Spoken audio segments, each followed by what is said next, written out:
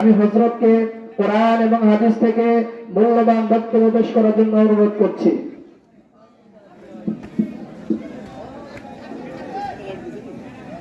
আসসালামু আলাইকুম ওয়া রাহমাতুল্লাহি ওয়া বারাকাতুহু।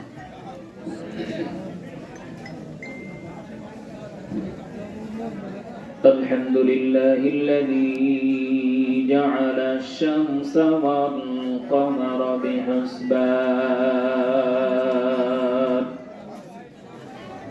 ওয়ান নাজমা ওয়াশ-শাজারা ইয়াসজুদান وفضل سمانا على سمان كما فضل مكانا على مكان وإنسانا على إنسان ونشهد أن لا إله إلا الله وحده لا شريك له ولا نزيل له ولا مثل له ونشهد أن سيدنا وحبيبنا ومولانا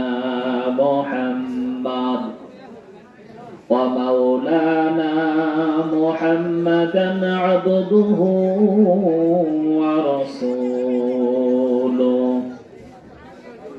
فقد قال الله تبارك وتعالى في كلامه المجيد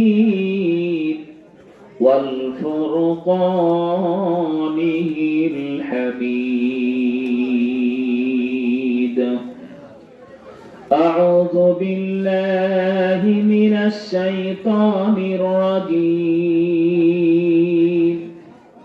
بسم الله الرحمن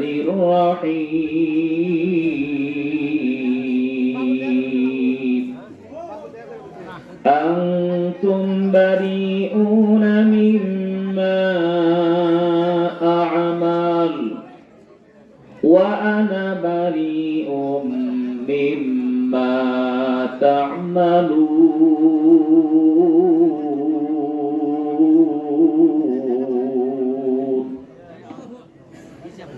أو كما قال النبي صلى الله عليه وسلم من نفق نفقة في سبيل الله كتبت له ب700 ضعف رواه الترمذي أو كما قال النبي صلى الله عليه وسلم وقال تعالى إن الله وملائكته يصلون على النبي يا أيها الذين آمنوا صلوا عليه وسلموا تسليما সবাই দরুদ ইব্রাহিম পড়ি اللهم صل على محمد وعلى آل محمد كما صليت على إبراهيم وعلى آل إبراهيم إنك حميد مجيد اللهم بارك على محمد وعلى آل محمد كما باركت على إبراهيم وعلى آل إبراهيم إنك حميد مجيد كلمة পড়েন لا إله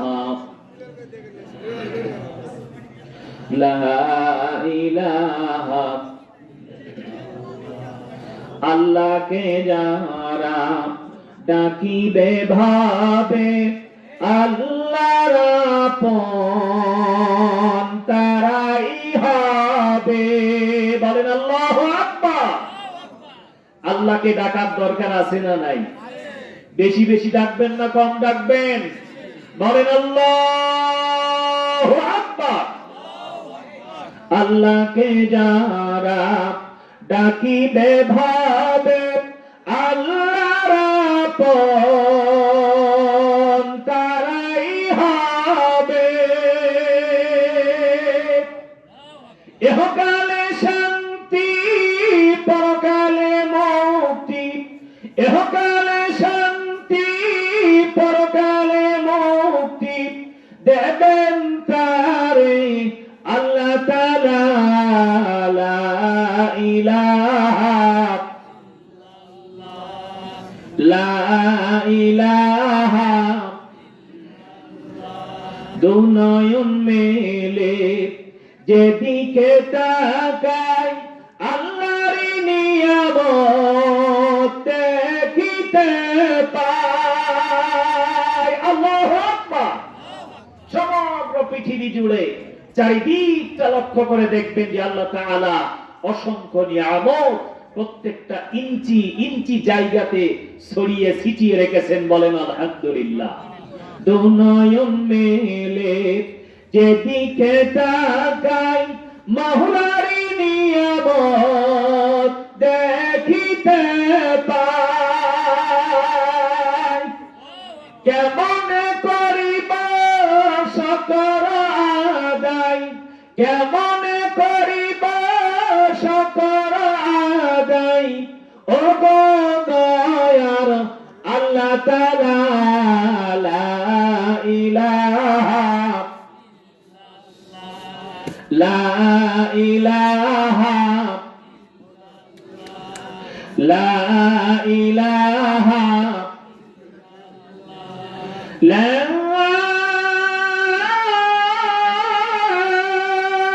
ইলাহা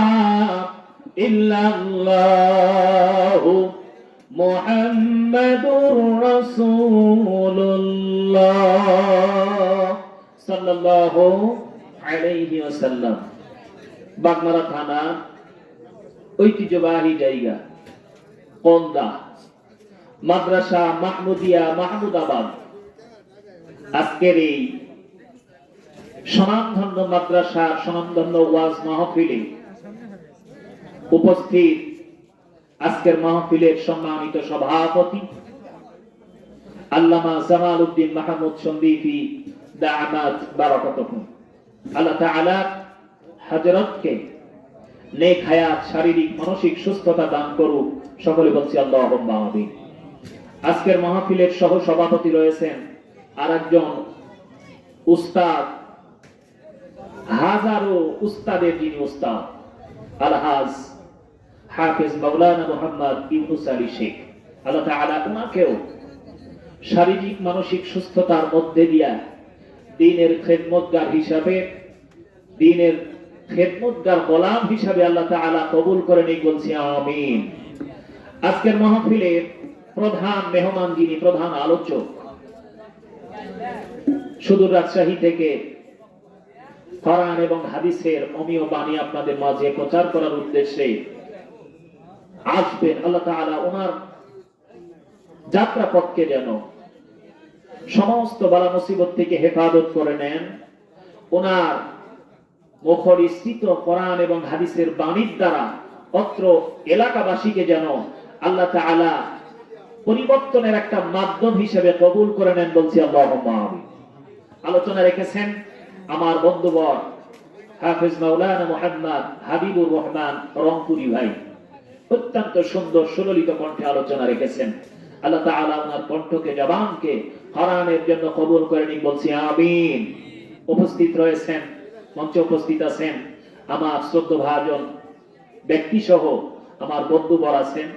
এরপরে মঞ্চের সামনে উপস্থিত রয়েছেন অত্র এলাকা দিনদার পরহেজগার সম্মানিত মুসল্লিয়ানে কেরাম, পর্দার অন্তরালের সতী সাধবী, অবলা সরলা সর্বগুণে গুণান্বিতা আমার সম্মানিতা মা এবং বোনেরা, অত্র মাদ্রাসার মুহতামিম হুজুর সহ অন্যান্য শিক্ষক মহোদয়, মাদ্রাসার তলবে ইলম, বিভিন্ন জায়গাতে ছড়িয়ে ছিটিয়ে থাকা সম্মানিত দ্বীনী ভাইয়েরা, আল্লাহ তাআলা এই কোরআনের মাহফিলকে কেন্দ্র করে যারা আজকে শ্রম দিয়েছেন, সময় দিয়েছেন, প্রত্যেকের জন্য দোয়া কামনা করছি।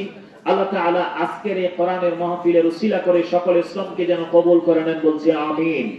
আল্লাহ তাআলা শুকরিয়া যে আল্লাহ পাক আজকে কোরআনের মাহফিলকে কেন্দ্র করে কোরআনের এই মজমায় আমাদেরকে আসার বসার সুযোগ তৌফিক দিয়েছেন। শুকরিয়া আদায়ের লক্ষ্যে জবান খুলে মহব্বতের সাথে সবাই বলছি আলহামদুলিল্লাহ। হয় না, আর একটু জোরে বলেন আলহামদুলিল্লাহ। আরে মিয়া, আর একটু জবান খুলে বলেন আলহামদুলিল্লাহ। দরুদ ও সালাম প্রেরণ করছি বিশ্বনবী, বিশ্বনেতা, সাইয়্যিদুল মুরসালিন, খাতামান নবিয়্যিন জনাবে মুহাম্মদুর রাসূলুল্লাহ সাল্লাল্লাহু আলাইহি ওয়াসাল্লামের উপর। আল্লাহর নবীর উপরে দরুদ পড়লে লাভ না ক্ষতি? বেশি বেশি পরিমাণে দরুদ তেলাওয়াত করলে ক্ষতি হবে না লাভ হবে? একটু মহব্বতে বলেন সাল্লাল্লাহু আলাইহি ওয়াসাল্লাম।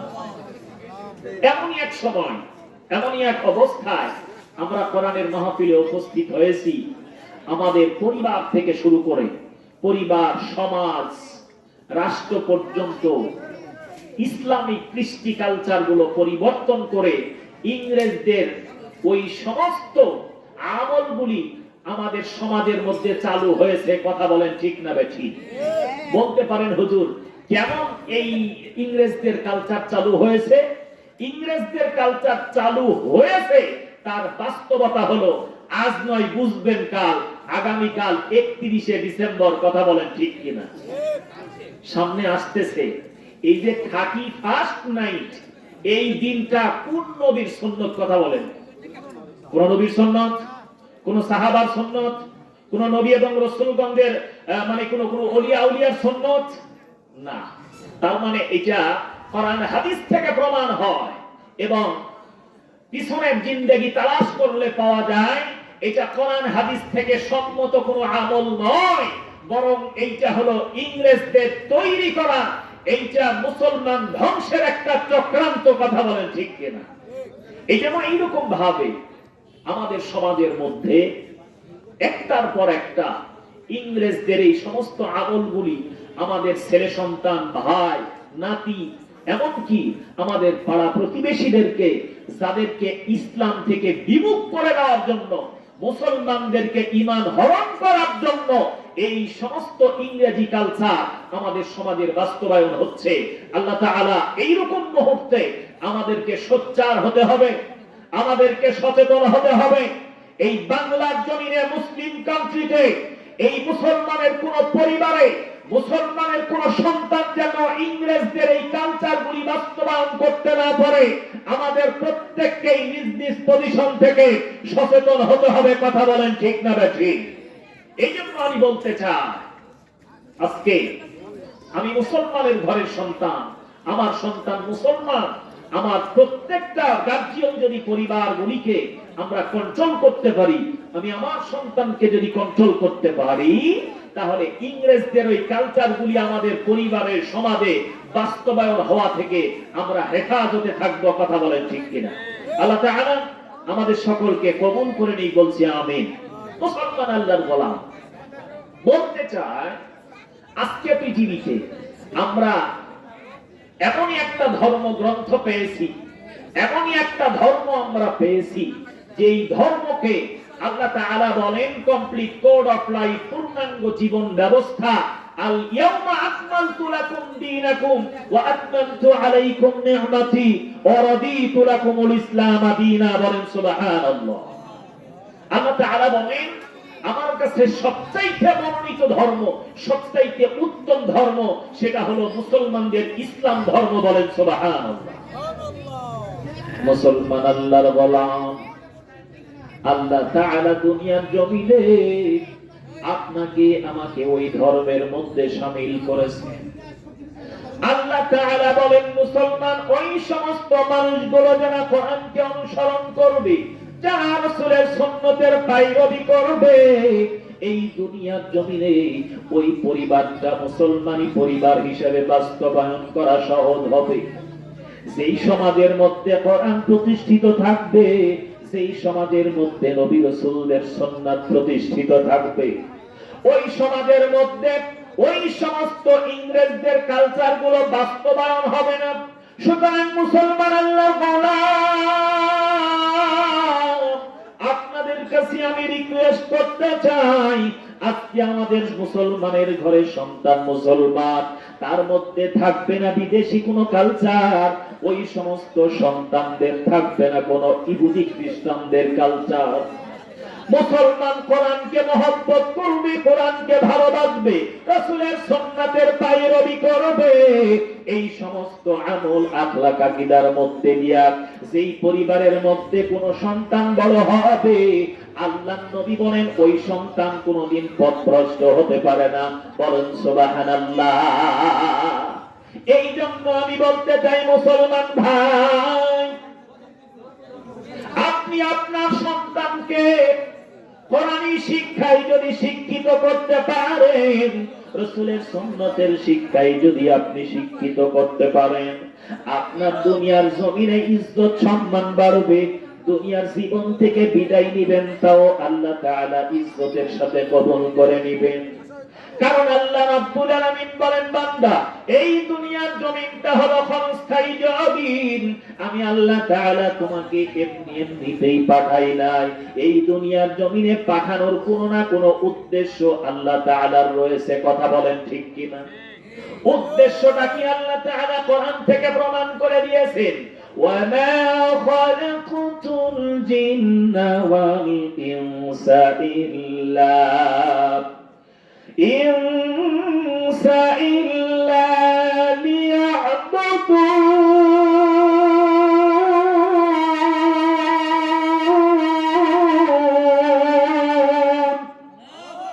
আল্লাহ তাআলা বলেন, বান্দা খেয়াল করো, কোরআন সাক্ষ্য দেয় এই দুনিয়ার জমিনে তোমাকে আমি এমনিতেই পাঠাই নাই। আমি আল্লাহ তাআলা উদ্দেশ্য নিয়ে পাঠিয়েছি। বান্দা দুনিয়ার জমিনে অসংখ্য নিয়ামত দিয়েছি, এই নিয়ামতগুলি তুমি ভোগ করো, খাও, তুমি ব্যবহার করো, হালাল পন্থায় তুমি চলতে পারো। আমি আল্লাহ তাআলা তোমাকে নির্দেশনা দিয়ে দিলাম, কোরআনকে অনুসরণ করো, আল্লাহর নবীর সুন্নতের অনুসরণ করো। এই দুইটা জিনিসের মাধ্যম দিয়া তোমার জীবনকে প্রতিষ্ঠিত করো। তোমার জীবনটা হবে সুখময় দুনিয়ার জিন্দেগিতে, এমনকি মৃত্যুবরণ যখন করবা, আল্লাহ রাব্বুল আলামিন বলেন, বান্দা তোমার সম্মান আর ইজ্জত জান্নাত পর্যন্ত পৌঁছায়া দিবে। বলেন সুবহানাল্লাহ। কিন্তু আজকে আমাদের সমাজের মধ্যে এক শ্রেণীর মানুষ যারা 5 ওয়াক্ত নামাজি আছে, এই হাতে গোনা কয়েকটা, শুধুমাত্র জুমার দিনে সপ্তাহে একদিন নামাজ পড়ে, এই শ্রেণীরও কিছু মানুষ আছে। আবার গোটা বছর পরে 2 ঈদের নামাজ পড়ে, এই শ্রেণীরও কিছু মানুষ আছে। আছে না নাই? আবার এক শ্রেণীর মানুষ আছে যারা বলে নামাজ ইবাদত বন্দেগীর দরকার নাই, মাজারে গিয়া সেজদা করে। আছে না নাই? এমন ব্যক্তি আছে মাজারে গিয়া গাঁজা খাইতে খাইতে মুখ দুইটা লাল করে ফেলাইছে। আল্লাহ তুমি মাফ করো। ওই সমস্ত মানুষগুলো আবার কি কোন জানেন? কি কয় জানেন? ও হে লালসান নৌকার মাঝি আমাই করিও পার। আছে না নাই? আমি পাপী গুনাহগার বান্দা হেলাল কেমনে হব রে পার।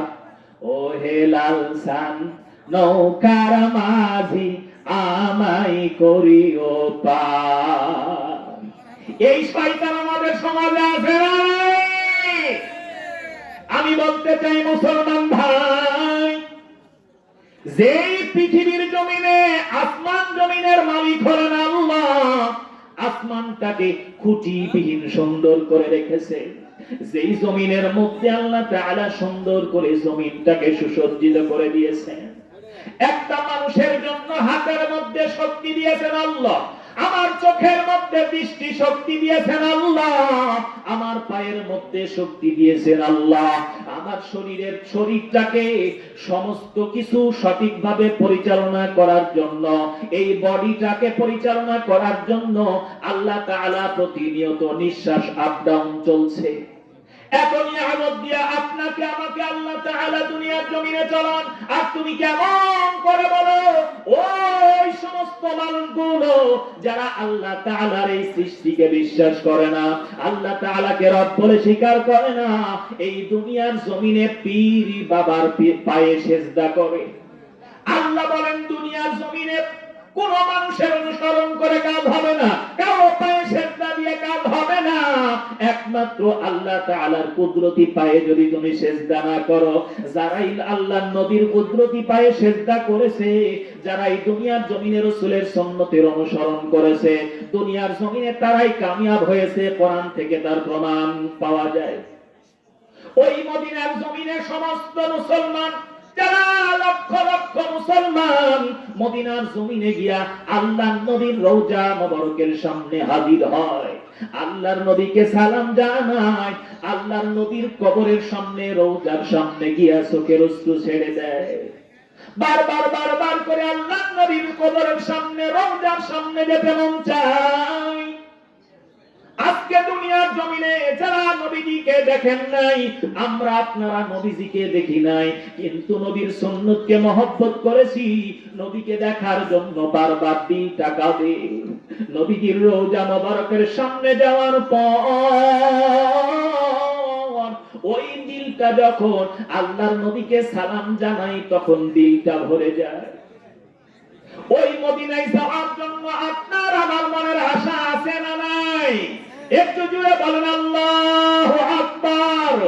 মদিনা যাইতে পারলাম না, মদিনা দেখতে পারলাম না, মদিনা নাম কত সুন্দর,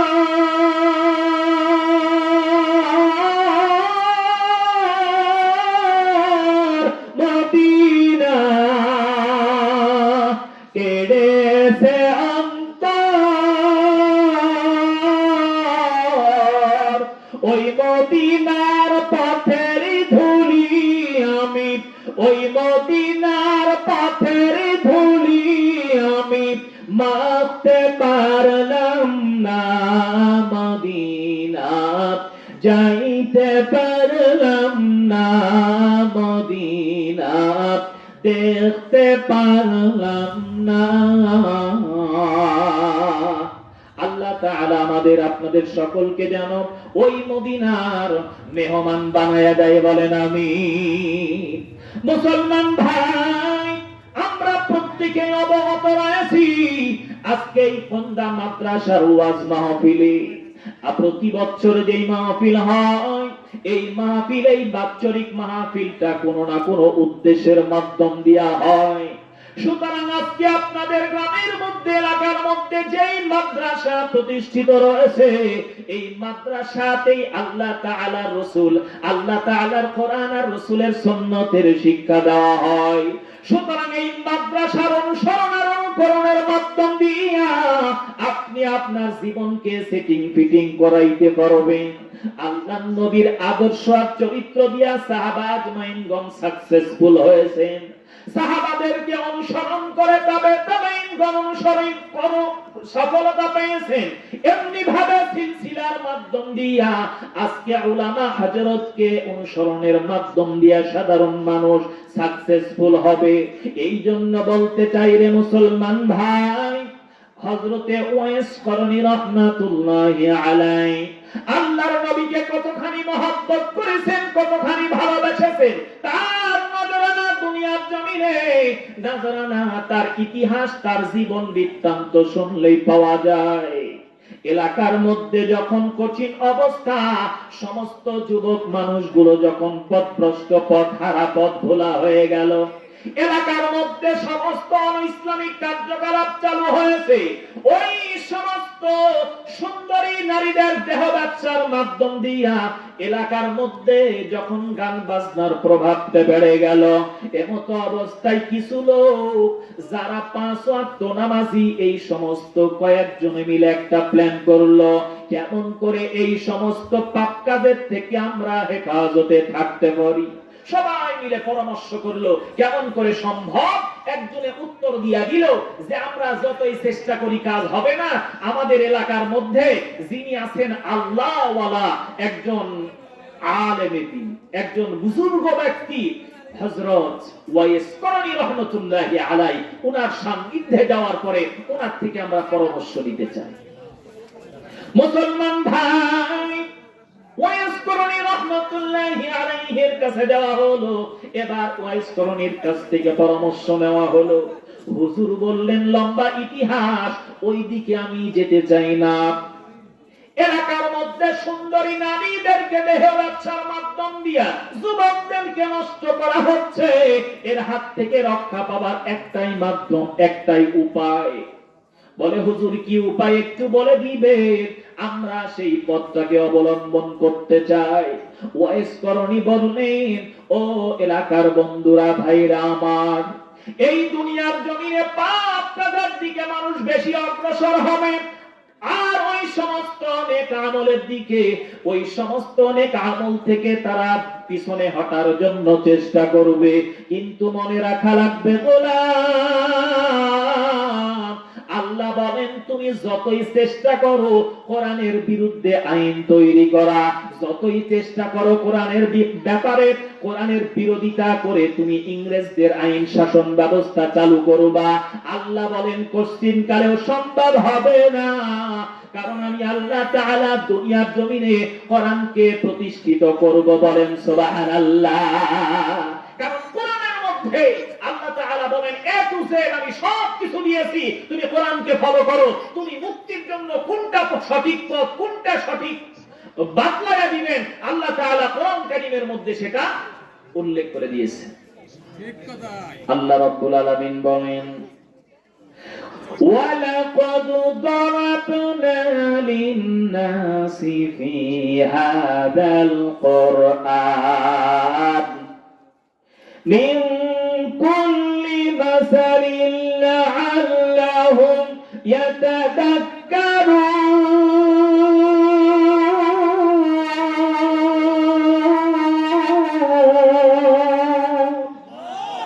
আল্লাহ তাআলা বলেন তোমার কোন বিষয় সম্পর্কে জানা দরকার, কোন জিনিস সম্পর্কে তুমি জানতে চাও, কোরআনকে গবেষণা করো, কোরআনকে অনুসরণ করো, কোরআনের মধ্যে তোমার বিষয়টা তালাশ করতে থাকো।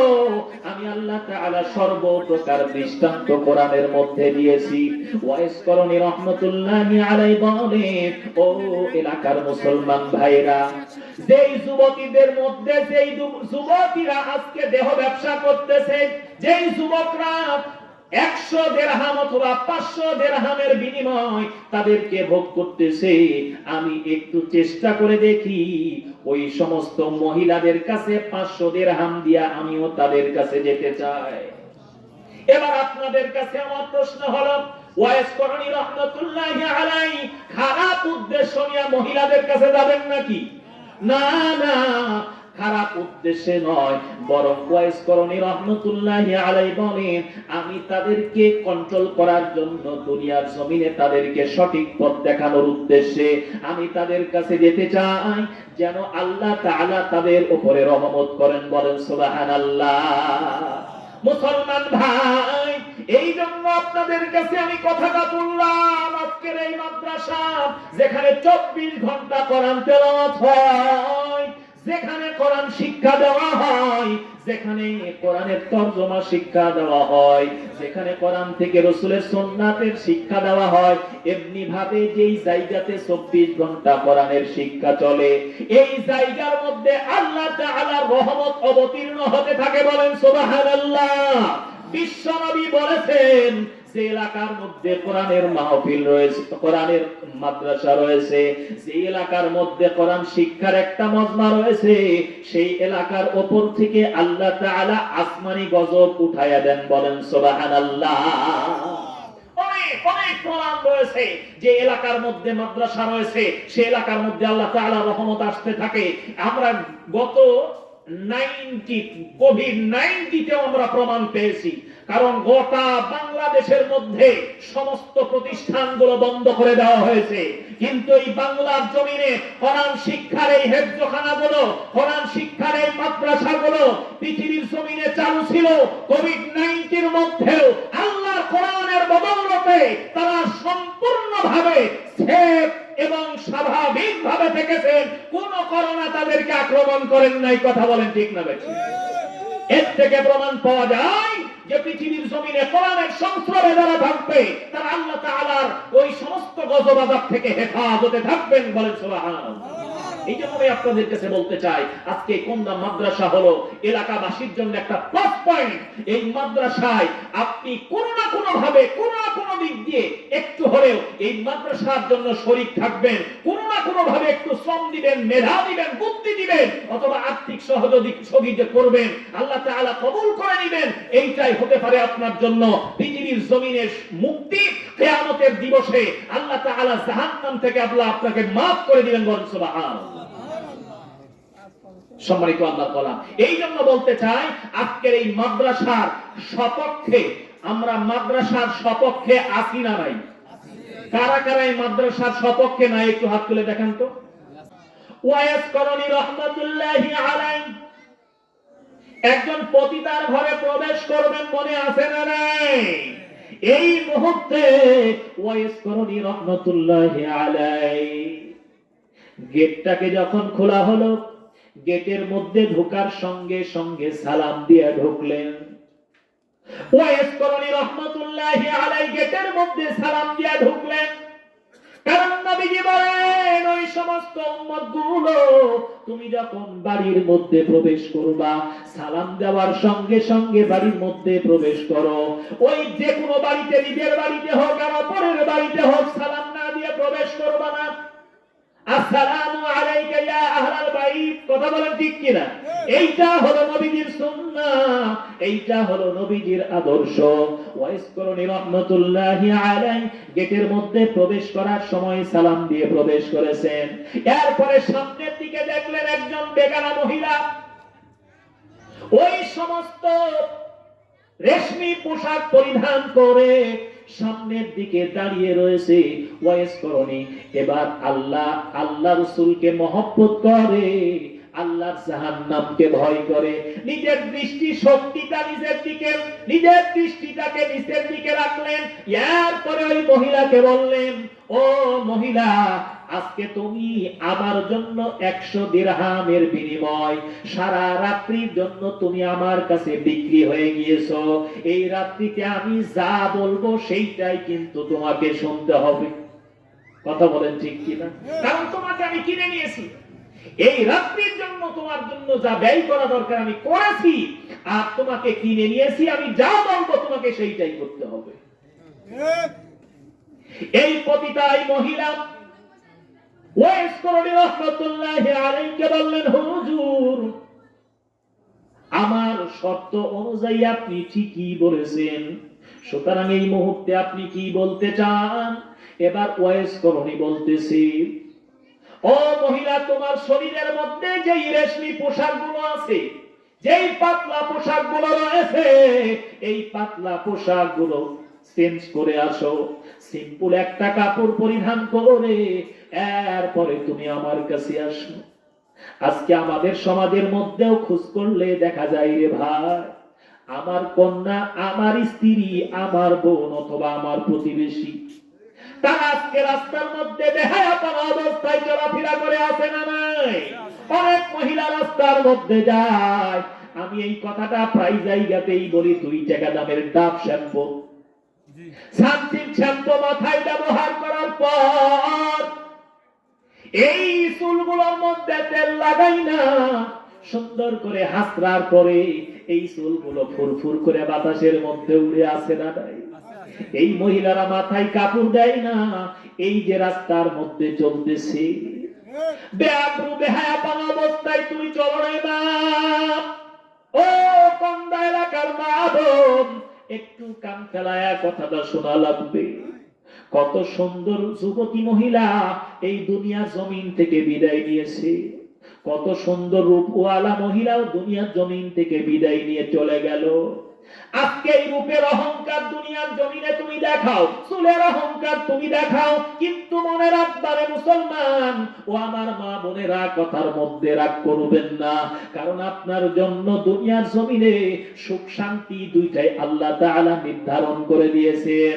যারা আজকে পর্দার মধ্যে চলে, যারা আজকে সামান্য একটু সময়ের জন্য বেপর্দায় চলে না, দেখবেন, খেয়াল করবেন, আল্লাহ তাআলা তাদের উপরে রহমত রেখেছেন, তাদের স্বামীরাই বেশি তাকে মহব্বত করে। সুতরাং বাবা,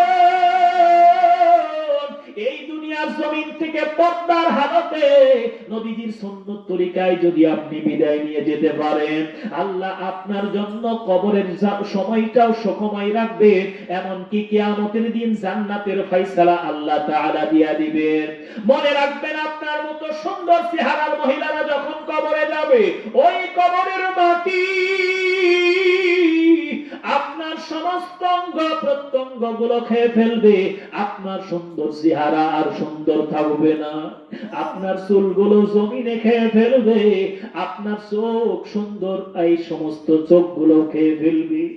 কেন আজকে তুমি রূপের অহংকার করো? দুনিয়ার জমিনে চলো মা, ও মা, একটু পর্দার মধ্যে চলো। কারণ ছোট্ট একটা মাস্ক যখন আপনি মুখে লাগাবেন, মাস্কের কারণে আপনি ধুলাবালির থেকে হেফাজতে থাকবেন, আপনার শ্বাস প্রশ্বাসটা কিন্তু হেফাজতে থাকবে, অসুখ বিসুখ কম হবে।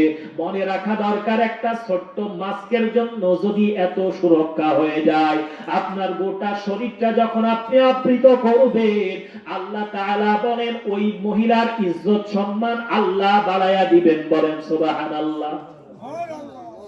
এই জন্য মা বোনদেরকে বলতে চাই, মা, কোরআন হাদিস থেকে বহুত রেফারেন্স রয়েছে, আমি রেফারেন্সের দিকে যেতে চাই না। আল্লাহ রাব্বুল আলামিন এই পৃথিবীর জমিনে ওই ওয়াইস করণী যখন বললেন, মহিলা তোমার রেশমি পোশাকটা চেঞ্জ করো, সিম্পল কাপড়ে তুমি আমার কাছে আসো, আর তোমার শরীরটাকে পাক করে, পাক এবং পবিত্র করে আমার কাছে আসবা। ওয়াইস করণীর কথা অনুযায়ী মহিলাটা কাপড় চেঞ্জ করলেন, এরপরে ওয়াইস করণীর কাছে আসলেন, এরপরে বললেন, মহিলা তোমার শরীরটা কি পাক রয়েছে? যদি পাক না হয় তাহলে পাক করো, এরপরে ওযু করো, এরপরে একটা জায়নামাজ নিয়ে তারপরে আমার কাছে হাজির হয়ে যাও। সুবহানাল্লাহ। মুসলমান ভাই, আল্লাহ রাব্বুল আলামিন এই দুনিয়ার জমিনে এইরকম কিছু নিদর্শনের মাধ্যম দিয়ে আমাদেরকে শিক্ষা দিয়েছে। আল্লাহর নবীর কথাই দুনিয়ার জমিনে প্রত্যেকটা মানুষ কিন্তু আমরা জানি, আল্লাহর নবীকে মহব্বত করি, আল্লাহর নবীর ভালোবাসা কিন্তু আমাদের দিলের মধ্যে রয়েছে। এই নবীর ভালোবাসা দিনের মধ্যে আছে বলেই ওই সমস্ত মানুষগুলো রাসূলের সুন্নতি আমলটাকে আঁকড়ে ধরেছেন, যারা আজকে 3 দিনের জন্য সময় দেয় আর 40 দিনের জন্য সময় দেয়। দেখবেন তারা 40 দিন পর ফিরে আসার পর তার আমল, আখলাক, আকীদার কিন্তু পরিবর্তন ঘটে যায়। 3 দিনের সময় দেয়, ওই ব্যক্তির আমলের পরিবর্তন ঘটে। আপনি খেয়াল করবেন, এমন কতগুলো মুরব্বী আছে যারা কোরআন শিক্ষা করার সময় পায় নাই, রাসূলের সুন্নতের আমল শিক্ষা করার সময় পায় নাই, শুধু দুনিয়া দুনিয়া দুনিয়া করে পাগল। তারা 40 বছর নামাজ পড়তেছে, আজকে নামাজের মধ্যে গেলে দেখবেন রুকু ঠিক নাই তো সিজদা ঠিক নাই, এরপরে সূরা কেরাত তো দূরের কথা, তাকে যদি বলেন, ও চাচা মুরব্বি কালেমাটা একটু পড়েন তো, কথা বলার সাহস পায় না, কারণ কালেমাই ঠিক নাই। এই জন্য আমি আপনাদের কাছে বলতে চাই, নিজের আমল, আখলাক, আকীদা কতটুকু ভালো করেছেন জানি না, তবে এই দ্বীনি প্রতিষ্ঠান মাদ্রাসার দিকে নজর রাখবেন, একটু সময় দেওয়ার জন্য চেষ্টা করবেন। কিয়ামতের দিন কঠিন মুসিবতের সময় আল্লাহ হতে পারে এই উসিলার মাধ্যম দিয়ে আল্লাহ আপনাকে মাফ করে দিবেন। বলেন সুবহানাল্লাহ। ওয়াইস করণীর কাছে এবার জায়নামাজ নিয়ে মহিলা হাজির। এবার ওয়াইস করণী বলছেন, মহিলা, আমি যে তোমার জন্য 100 দিরহাম অগ্রিম জমা দিয়েছি, তুমি এইটা মনে করো না যে তোমার সঙ্গে আমি বেউসুরি কোনো কাজ করার জন্য এসেছি, বরং আমি তোমার কাছে আসার উদ্দেশ্য হলো যে আমি চেষ্টা করব তোমাকে দ্বীনের পথে ফিরিয়ে আনার, আর আল্লাহ তাআলা তোমাকে দ্বীনের পথে ফিরিয়ে আনবেন, এই যে আল্লাহ তাআলার পক্ষ থেকে আসবে। আর আমি শুধুমাত্র তোমাকে সেই জায়গা পজিশন মোতাবেক নিয়ে যাব। তোমাকে হেদায়েত দেওয়ার মালিককে, হেদায়েত দেওয়ার মালিক আল্লাহ। وما أرسلناك إلا رحمة للعالمين।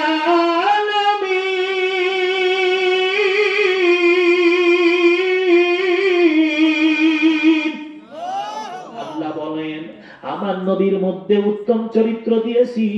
আমার নবীর উত্তম চরিত্রের মাধ্যম দিয়া ওই সমস্ত সাহাবা আজমাইনগণ নবীকে অনুসরণ করেছে। এই অনুসরণের মাধ্যম দিয়া তাদের জীবনকে পরিবর্তন করতে চেষ্টা করেছে। আর আমি আল্লাহ রাব্বুল আলামিন তাদের উপরে আমি আল্লাহ তাআলার রহমত অবতীর্ণ করে দিয়েছি, তাদেরকে হেদায়েত দিয়েছি, তারা হেদায়েত প্রাপ্ত হয়েছে। বলেন সুবহানাল্লাহ। এবার ওয়াইসকরণী বললেন যে মহিলা, আজকে তুমি যে জায়নামাজ নিয়ে উপস্থিত হয়েছো, এই জায়নামাজটা এখানে বিছাও, আমার সামনে বিছাও। এবার জায়নামাজ বিছানোর পরে জায়নামাজের মধ্যে তুমি নামাজের হালতে দাঁড়ায় যাও। বলেন সুবহানাল্লাহ। মুসলমান আল্লাহর গোলাম, ওয়াইসকরণীর কথা অনুযায়ী ওই পতিতা মহিলা জায়নামাজ বিছায়া জায়নামাজের মধ্যে কিবলামুখী হয়ে দাঁড়িয়েছে। এবার এই মহিলাকে বললেন, ওয়াইসকরণী ও মহিলা, 2 রাকাত নামাজ পড়ার জন্য তুমি তৈরি হয়ে যাও। 2 রাকাত নামাজের জন্য তুমি নিয়ত করে বসো। এই মহিলাটা নামাজের মধ্যে দাঁড়াইয়া মনে মনে চিন্তা করতেছে, নামাজের মধ্যে দাঁড়ালে এত শান্তি। পিছন দিক থেকে ওয়াইসকরণী রাহমাতুল্লাহি আলাইহি আল্লাহর নবীর কাছে ক্রন্দন করতেছেন, আল্লাহ, এই মহিলাকে এতদিন পর্যন্ত পতিতা মহিলা বলে সবাই চিনত, তার আখলাক আকীদা ছিল এত নগণ্য জঘন্য, এই সমস্ত এলাকার যুবকদেরকে সে ধ্বংস করে দিয়েছে। আমি টার্গেট নিয়ে এই মহিলাকে জায়নামাজ পর্যন্ত দাঁড় করাইছি। এই মুহূর্তে আল্লাহ তোমার কাছে ক্রন্দন করি রে আল্লাহ, এই মহিলাকে হেদায়েত দেওয়ার ক্ষমতা হলো আল্লাহ তোমার হাতে। তুমি এই মহিলাকে হেদায়েত দান করো, এলাকাবাসীকে হেফাজত করো, মহিলাটাকে হেফাজত করো। বলেন আল্লাহু আকবার। এই সমস্ত এলাকাবাসী যুবক সম্প্রদায় যারা ধ্বংসের পথে চলে গেল, এরাও রক্ষা পাবে, এই মহিলাও রক্ষা পাবে। আমার দ্বীনি মেহনতটাও সফলতায় পৌঁছাইতে পারবো। আল্লাহ রাব্বুল আলামিন ওয়াইসকরণের দোয়াকে কবুল করে নিয়েছেন। ওই মহিলা যখন নামাজের মধ্যে দাঁড়িয়েছে, আল্লাহ তাআলা ওই মহিলার উপরে হেদায়েত দান করেছে। 2 রাকাত নামাজ পড়ার পর এই মহিলা পিছন দিক দিয়া ঘুরে ওয়াইসকরণীকে বলতেছেন, হুজুর, জীবনে বহুতটা সময় নষ্ট করে দিয়েছি, গুনাহের মধ্যে শামিল হয়েছি, কত গুনাহ করেছি আমার জানা নাই। এই মুহূর্তে নামাজের মধ্যে দাঁড়ানোর পর আমি বুঝতে পারলাম আমি কত অন্যায় করে বসেছি, কত গুনাহের কাজ করেছি। আল্লাহ যেন আমার গুনাহকে মাফ করে দেন, এই মুহূর্তে তওবা করায়া দেন।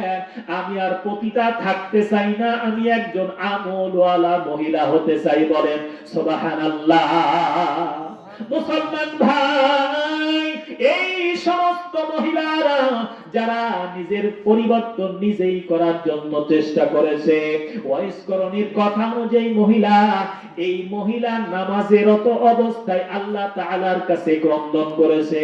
আল্লাহ তাআলা ওই মহিলার যাবতীয় পিছনের গুনাহগুলোকে মাফ করে দিয়েছেন। বলেন সুবহানাল্লাহ। এই জন্য এলাকার মা বোনদেরকে বলতে চাই না, আপনাদের ইজ্জত সম্মান আল্লাহ তাআলা বৃদ্ধি করে দিয়েছেন। এই দুনিয়ার জমিনে কোন মহিলা নবী কিন্তু দুনিয়ার জমিনে আসে নাই। কোন মহিলা নবী আসবে নাকি? এই পৃথিবীতে আদম থেকে শুরু করে আজও পর্যন্ত কোন মহিলা নবী এই পৃথিবী জমিনে আসতে শুনছেন আপনারা?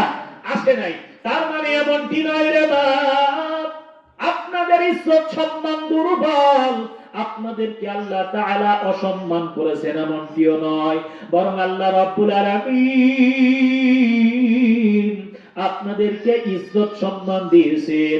কারণ নবী এবং রাসূলগণ দুনিয়ার জমিনে আসছে, আল্লাহ তাআলা আপনাদের গর্ভ থেকেই মহিলা গর্ভ থেকেই নবী এবং রাসূলদেরকে দুনিয়ার জমিনে পাঠাইয়া দিয়েছেন। বলেন সুবহানাল্লাহ।